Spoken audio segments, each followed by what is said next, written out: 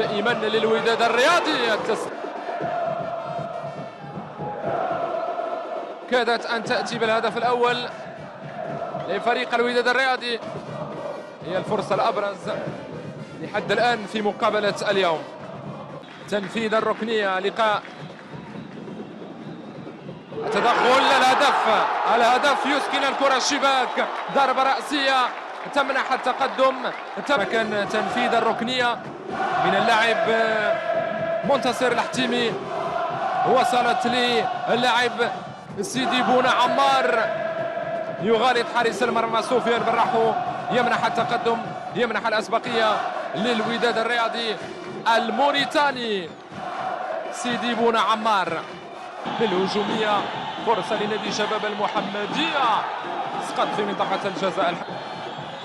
التسديد، حارس المرمى يوسف المطيع، كان سابق لشباب المحمدية الذي لعب سابقا في هذا الملعب، ملعب البشير. يوسف حمزة باج، التدخل من حارس المطيع في الوقت المناسب. توفيق الصفصافي يمر، التحضير ثم التصويب. هنا فرصة، محاولة تسديد يوسف، هنا الإعادة.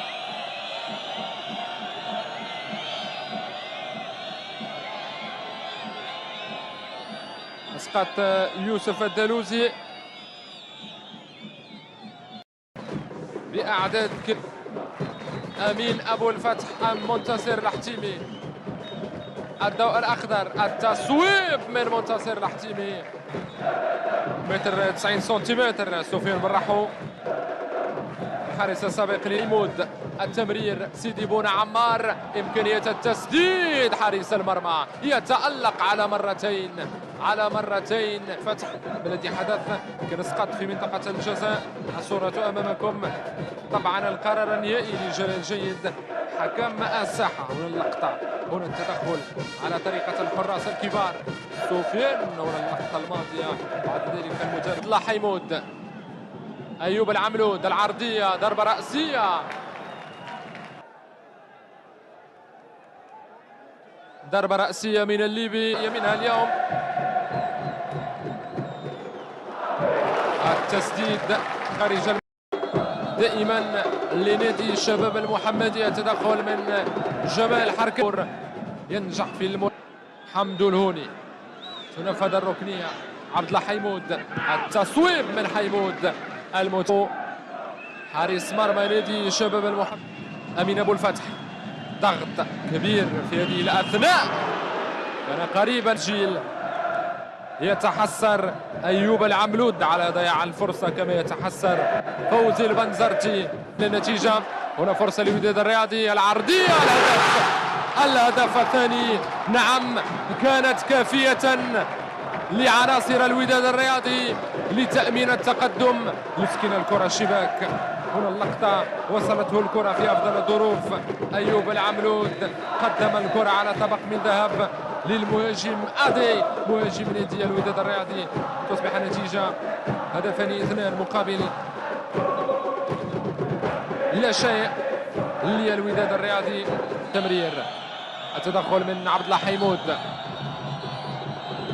إلى المزيد من الأهداف لمواصلة التقدم ولإسعاد العشاق شباب المحمدية في مقابلة اليوم. هنا فرصة، العودة ليوسف الدلوزي، التصويب، الوصفة المثالية للوصول لمرمى نادي الوداد الرياضي. هنا اللقطة، هكذا يأتي الحل، القدم اليسرى التي لا تخطئ الشباك.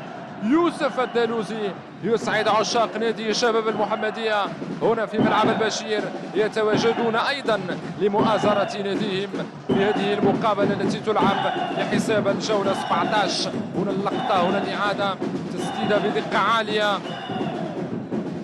وبقوة من يوسف الدلوزي. الحتيمي مرة أخرى اسقط في منطقة الجزاء، التصويب قادم، يسكن الكرة الشباك.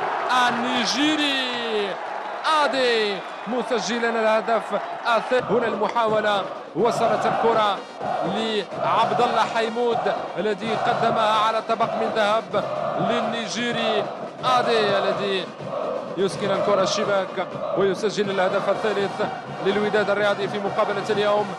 تصبح النتيجة 3 أهداف مقابل هدف وحيد للوداد الرياضي الذي يبدع والذي يتألق في مقابلة اليوم. قدم مباراة ممتازة اليوم، قدم مقابلة ممتازة. سيدي بونا عمار، تدخل من أمدية.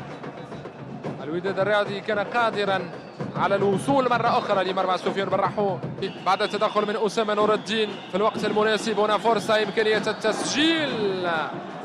الوداد الرياضي الانتقال من الوضعية الدفاعية للهجومية. منتصر الحتيمي سريع جدا. بعد ذلك الكرة خرجت، لاحقه أنس ملهمي. بعد ذلك كانت المتابعة من حارس في الرواق الأيمن. تصل الكرة لإسماعيل، العرضية من بن قطيب.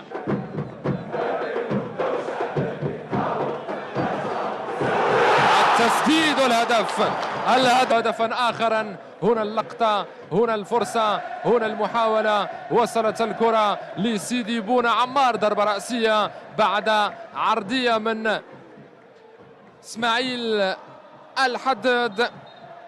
كنت أعتقد أن إسماعيل سيسدد مباشرة، لكن الكرة وصلت لسيدي بونا عمار، ضربة رأسية تمنح هدفا رابعا للوداد الرياضي في مقابلة اليوم.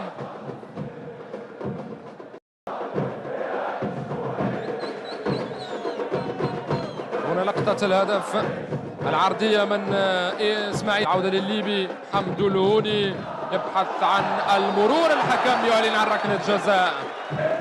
هنا اللقطة، هنا الإعادة. أنس ملهمي يرتكب خطأ فادح، خطأ يكلف نادي جيش المرمى. سفيان بالرحو الذي سيتفوق على الآخر.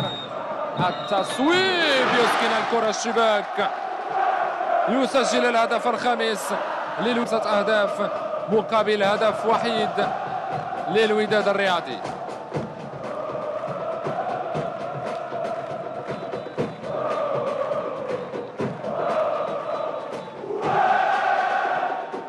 إعادة تنفيذ ركلة الجزاء. تمريرة طويلة، خروج حارس المرمى يوسف المطيع. المرور، التصويب، حارس المرمى. الشباب السولم الرياضي يوم الأربعاء، بينما سيواجه نادي نهضة بركان يوم السبت المقبل، وسيكون الوداد الرياضي. بعد ذلك سيواجه المغرب التطواني. الهدف